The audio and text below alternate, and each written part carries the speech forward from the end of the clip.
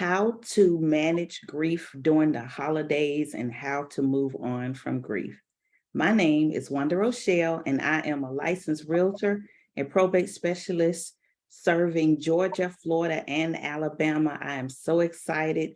Welcome to my channel. Today, I have a special guest with me. I have Miss Micheline Edwards.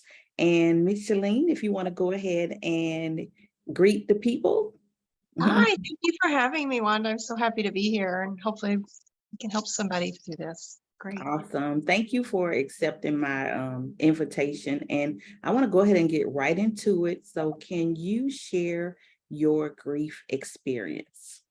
Yes. For me, I had experience working with others years ago, as you know. But for me, last year, in the past year and a half, I had lost several friends. I lost my great aunt, which was my mother's sister, my father, and my mom, all old age, not COVID, but in a very, very short span of time. And even though they were older, just rather unexpectedly, everything hit very suddenly. So in a 4-month period, I lost a lot of very, very dear people in my life, and a lot of them that I had known since childhood. So it really it just stung really, it hit hard. Mhm. Now that's where I'm at. Awesome. Well, tell me, how did you get through that? How did you manage from day to day? What does that look like for you, managing that grief? Yeah, I think the first couple, because they were close friends, and then my aunt, and I mean, she died at 91 making a cake in her kitchen. So I mean, it doesn't get better than that. But Mhm. that I mean, it hit. But my father hit hard, and then my mother was 6 weeks after him.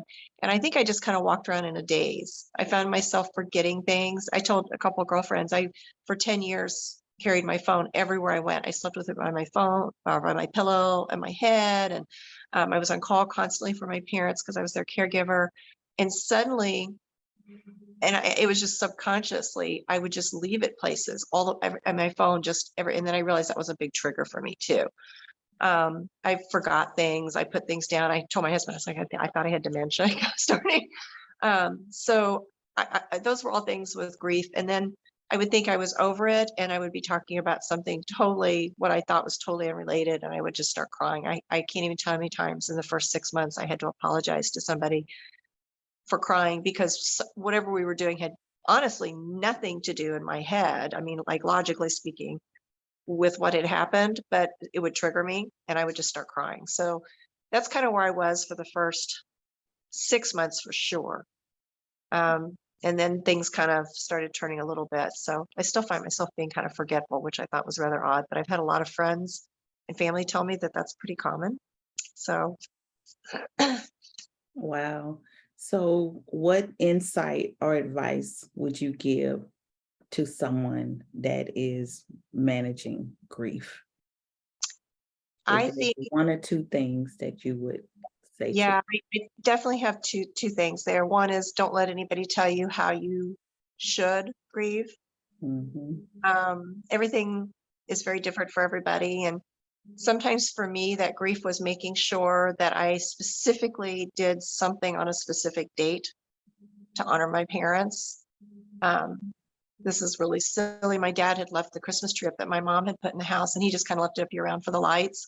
My brother and I opted to leave it up last year because we still have their house. And I accidentally broke the stand, and I didn't get the stand fixed before Christmas. We just kind of propped it. Nobody was in the homes, but it's and everybody else was like, "That's just silly. That's silly." I Mhm. can't even tell you. Like at this point, it doesn't bother me, but at that point in time, how much it bothered me to not have that up that year. It Mm. was just so like weird things. So don't let anybody tell you you grieve a certain way, or a different experience was odd or weird, or don't feel strange for the way that you experience grief. The day my dad died, if anybody had told me any time prior to that, how would you feel waking up laying next to your dead father? I would have thought they were crazy. Or the Christmas tree, I would have been like, that's kind of weird. Mhm. But I can attest. I mean, it is without a doubt the most spiritual experience I ever had in my life, next to my children being born, and maybe even more spiritual than those moments. So don't let anybody tell you how to grieve, or what's normal, because you don't know what's going to soothe your soul or make your heart feel better. And the other thing is to not let society or those around you put a time limit on when you should stop grieving, because I don't think you actually really ever do. You just learn to adjust and do and navigate things differently. So those are my two, I think. Awesome. You actually answered one of my next questions. But I want to talk about the soul, because when you said that, you touched your chest. Yeah, And what I realize is that grief affects our soul to the it does. point that you can't control it. You know what I'm saying? Because of the triggers. So let's talk about the soul, because when you said that, I don't know if you even realize it. I do. You touched your chest. Yeah, Hmm. it does. It touches your soul, and it creates spiritual and emotional experiences. It creates physical experiences. My brother and I both experienced, matter of fact, the night my father died, they thought I was having a heart attack. When I knew he was getting close to his last breaths, they Hmm. almost took me down. And I don't have any heart problems, but I mean, I couldn't breathe. My chest, and my son had said I was having an anxiety attack. But my brother and I both have had anxiety attacks and chest pains, which is weird because we're siblings. We don't live in the same house. We don't see each other every day. I don't know if my sister did or not, but we both went through the same experience following the death of our parents. And I treat people frequently with acupressure for anxiety and things, and I just failed to recognize it myself. So sometimes, even if you deal with that with outsiders or friends or family, you've been close to somebody, sometimes it's really hard to recognize it in yourself, if that makes sense. Especially, I can see if you didn't have a sibling or something, if you were an only child, or you didn't have close friends to share that with. So definitely, I would say reach out and get some kind of guidance or counseling if you don't have somebody to talk to, a minister, a counselor, a sibling, somebody, because it touches you at your very core in your soul, but it does have physical things too. I mean, my chest literally hurt for months, and I still get triggered sometimes. I'll feel that tightening, and it's things that nobody ever tells you about. It's kind of like when you're having a baby, and afterwards they're like, "Gosh, I wish somebody told me this." Nobody talks about any of that. That, Hmm. that just, I don't know. Does that answer your question? It does. It does. Yes. And even the way you answered it, I mean, you said yourself, not everybody grieves the same. So you answered it in reference to how it affects you. Yeah. Hmm. Everybody's different. Yes. So you are actually a life coach, Yes. and you are open to sessions for people that may need coaching when it comes to grief. Absolutely. Absolutely. In life coaching, it frequently comes up. Grief in a variety of forms appears. My initial grief counseling was as a midwife and a doula. We went through a lot of grief counseling with that to deal with stillbirth and miscarriage and things like that, and infant loss. And so that's kind of carried on with a lot of clients into later life and other situations as well. So definitely. Awesome. And your sessions are virtual? You open? Yes. Mhm. Okay, Yep. awesome. We meet with people all over the world. Awesome. Um, I was gonna ask that, I was gonna ask as far as people saying that I hear people say you never move on completely from grief, and you've already answered that. Yeah, you don't move on. I think you just learn to navigate the world in a different way. I think if you're actually grieving the loss of somebody or something, because grief sometimes has to do with a loss of a change in life, but we're specifically speaking about a loss of a loved one here. But Mhm. when somebody's grieving something, it's because it deeply impacted their life. And so when you no longer have that entity or that person or that being creating impact and change and dynamics in your world, you have to learn to function without them. But the impact that they left, the imprint, and we talked about your soul, the imprint that they left inside you always stays there. It So does. it's navigating things differently. Awesome. Um, What is one thing that you miss the most about your mother? Oh my. Um, I think it probably is her phone calls. And oddly, that's something that I went through different phases of my life when we had 5 children at home and she'd call and I was busy and I couldn't talk. We've all been that young mom. But we talked almost every day on the phone. But oddly, that stopped about 10 years prior to her death. But I had learned to navigate that road differently. I ended up much more involved with my father, and so I talked to him more, which was kind of a silver lining to that because he'd worked away from home and was in the military and did a lot of contract work when we were kids, so I didn't see him. So I was always close to my dad, but I got much closer to my father. Um, but I could always go see my mom. But suddenly not being able to have that substitution even was really hard. So I was used to her being a part of my daily life, even if just for a few minutes on the phone. And then later in life, I'd, go help her eat dinner or get her ready for bed or those Mhm. kind of things. So because I was very involved day to day, I think it's the day to day, but really the phone calls are the hardest thing because even now I want to pick up the phone sometimes and I'm like, oh, I can't do that. Mhm. It's so natural to do, huh? Yeah. And that kind of washed into my dad a little bit too, because that dynamic changed as well. So a lot of times when we lose a loved one, especially a parent, a mother or a father, I this is what helped me when my mother passed away. I I don't want to say immediately, but shortly after, I looked for a replacement mom, Hmm. someone to be, of course, they could never be my mother, but I looked for a replacement mom, someone that would fulfill that role, as much as possible. Have you thought about that, or do you think that's Well, and it's interesting you said that because that is a common thing for most people to do, I think. Mhm, In losses, they try to find something that kind of fits that role for you. And like in other times, like my oldest grandchildren lived very far away because my son was in the military.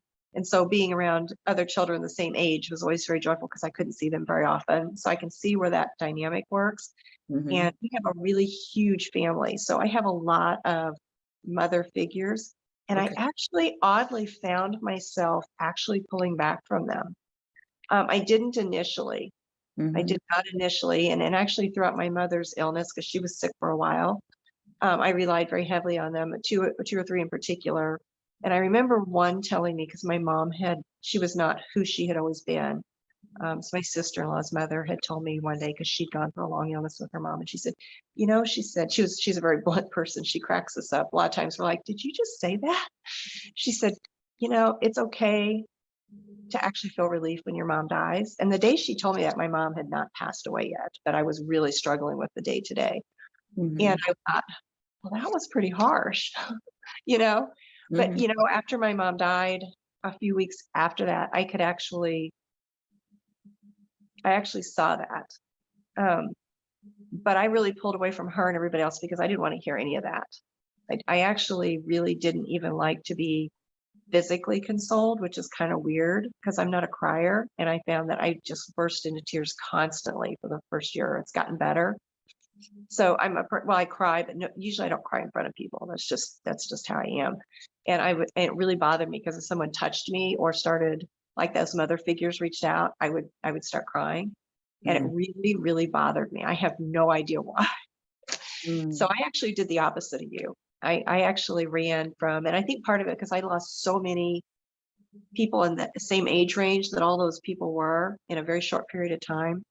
I told my husband one day, I said, I can't deal with losing anybody else. So I like literally almost created this like wall between me and some people who had been very close. And that's definitely better in the past, few months. But I realized I caught myself not wanting to engage at all. So it's kind of odd. It's like you said, everybody's different because for you Right. that was a comfort, and for me, it made me tearful. It was a trigger, and I think subconsciously I was even thinking, I don't want to just get really engrossed in this person and then have them die too. So I was thinking that, yes. but I had multiple losses, so that could be why, because I didn't do that right in the beginning. It happened after about the third loss. I started pulling back from actually anybody that was of a significant age. I was like, can't hang with you now. So Well, and we can laugh about it, but it's serious, it but is. but I It is. get it. It's like, wow. Yeah. Yeah. hmm So, So but I'm sorry, go ahead. oh, I said, yeah, I definitely see what you're saying because most people, your inclination is the other thing for sure. And I did when my mother was sick, I relied on those people heavily. So I think if I hadn't lost so many people in succession, I hmm probably would have been more like you.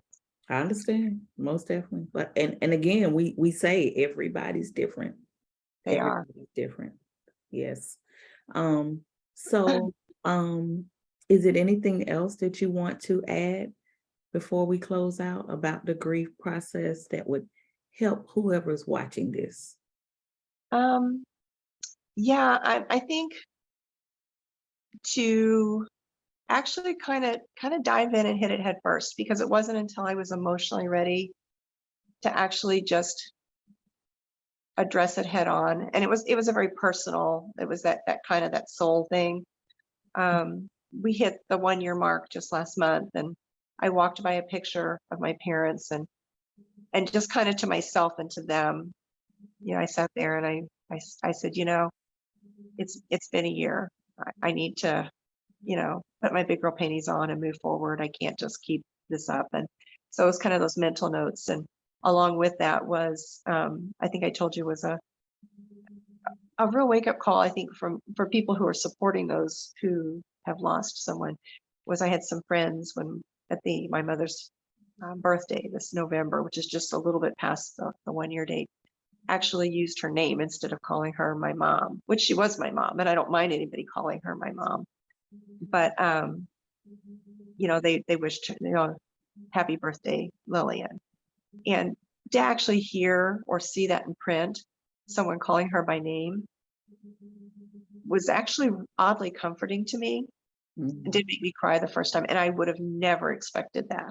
mhm, But it was like, oh, didn't realize everybody always just said, how's your mom, even when she was alive, or oh, so sorry about your mom.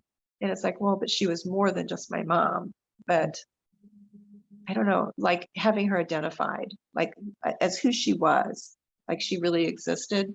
And I think when I used to counsel moms with stillbirth or miscarriage, or a lot of times people are afraid to mention like the child's name. And we always tell family members, make sure you ask them how, what color was Amy's hair, or, did Brian have his dad's feet, or, actually talk about them like they're human beings. And I didn't realize the impact of that until somebody did it with my mom and they actually called her by name mm. after she died. It was very touching.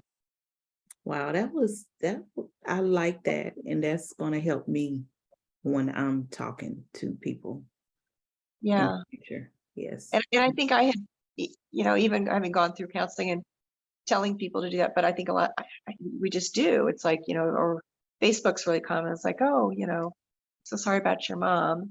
Okay. But then you always see people, it's like, oh, it's my mom's birthday. That was what triggered me. A friend of mine had said, hey, happy birthday in heaven, Lillian. And I just cried because somebody actually called her by name. And so it can be in person, it can be virtually, but it really meant a lot. And I think about even the restaurant, Chick-fil-A, when Yeah, you go and place your order, they ask for your name. they do. Yeah, they want your name. So yeah, they want to make it personal. Yeah. So yes, it matters. Well, thank you for joining me today. This has been great. For those of you that are watching, the grief process is different for everyone. And however, we know that we can move on, that we can make it through the holidays or any of the 365 days in a year. So I want to thank you for watching.